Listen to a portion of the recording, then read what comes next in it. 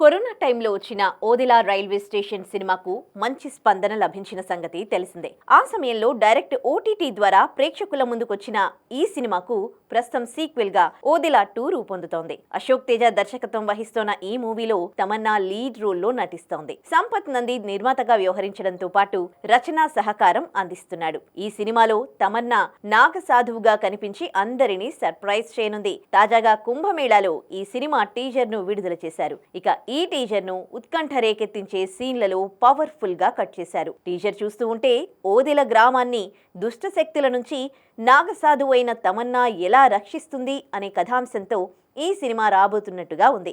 క్షుద్ర శక్తులు, horror elements, తాంత్రిక విద్యలు, డివైన్ పవర్ ఎలిమెంట్స్ తో ఈ టీజర్ ఆసక్తికరంగా ఉంది. డైలాగ్స్ లేకుండా కేవలం థీమ్ సాంగ్ తో టీజర్ విజువల్స్ గ్రాండ్ గా చూపించారు. తమన్నా అఘోరీగా సాలిడ్ స్క్రీన్ ప్రెజెన్స్ తో కనిపిస్తుంది. టీజర్ ఎండ్ లో తమన్నా తాండవం చూడొచ్చు.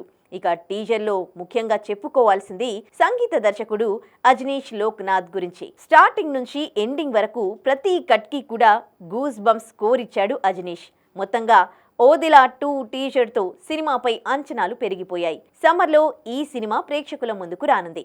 మరి ఓదెలా 2 ఎలా ఉంటుందో చూడాలి.